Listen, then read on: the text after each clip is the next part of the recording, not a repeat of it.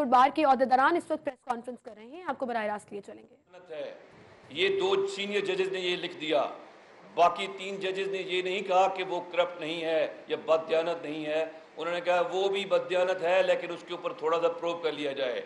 جب ایک ملک کے وزیر اعظم کے اوپر اعلیٰ عدلیہ کے 2 ججز یہ کہہ دیں کہ ہمارے ملک کا وزیر اعظم کرپٹ ہے، اس کو لیگلی ایتھیکلی اس عہدے پر نہیں بیٹھنا چاہیے۔ اس کے بعد ایک کمیٹی بنائی گئی کہ 3 ججز نے کہا کہ اس کے اندر پروب کیا جائے، تو وہ جو کمیٹی ہے، ایک کمیٹی کے جو ممبران آنے ہیں وہ ایس سی سی پی اور اسٹیٹ بینک سے ہیں، جن کو ڈائریکٹ ہیڈ کر رہے ہیں اسحاق ڈار صاحب جو ان کے سمدھی ہیں، اور دوسری جو کمیٹی جنہوں نے کہا جی نیب اور ایف آئی اے کو ہو، تو ایف آئی اے اور نیب کو جو ہیڈ کر رہے ہیں وہ چودھری نثار صاحب ہمارے وزیر داخلہ کر رہے ہیں، اور ایک ادارہ پیچھے رہ جاتا ہے وہ ہے ملٹری انٹیلیجنس، اور I S I direct prime minister کے کنٹرول میں کام کرتی ہے۔ ان حالات کے اندر جب جے آئی ٹی بنائی گئی ہے تو اس جے آئی ٹی وہ کس وقت تک کس طرح کام کر سکتی ہے جب ملک کا وزیر اعظم اس کا ہیڈ ہو، اور وہ ہیڈ ہوتے ہوئے اس کمیٹی اس کے سامنے پیش ہوگی تو کیا وہ انصاف کے تقاضے پورے کر سکے گی؟ کیا اس کی جو کرپشن تھی جس کے اندر ججمنٹ کے اندر کہہ دیا گیا کہ گلف نیوز اور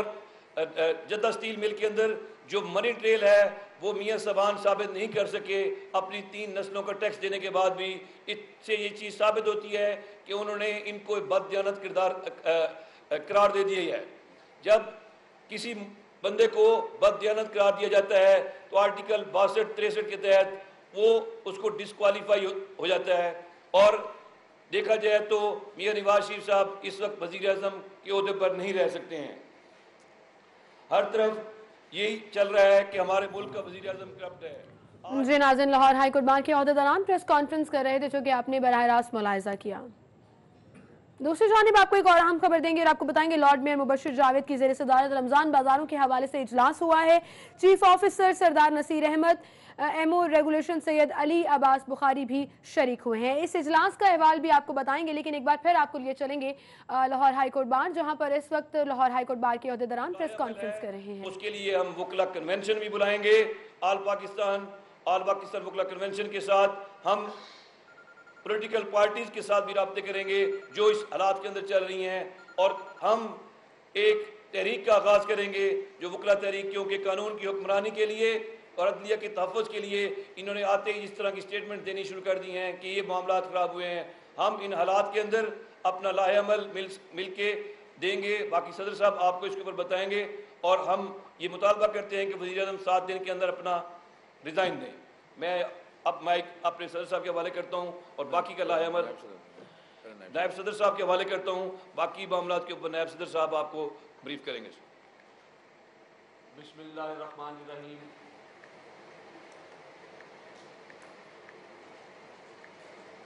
لاہور ہائی کورٹ بار ایسوسی ایشن کی تاریخ ہے ڈیموکریسی کے لیے، آئین کی بالادستی کے لیے، عدلیہ کی بحالی کے لیے، اس ملک کے اندر پچھڑے ہوئے طبقات کے انسانی حقوق کے لیے۔ اب ایک ایسا مرحلہ جبکہ 20 اپریل کو پاکستان کی تاریخ کا ایک بڑا فیصلہ سامنے آیا ہے، جو کہ پہلی دفعہ عدالتی تاریخ میں کرپشن جو ہے وہ موضوع بنا ہے۔ کرپشن ایک ناسور ہے جس نے ہمارے ملک کو کمزور کر دیا۔ پاکستان کا مستقبل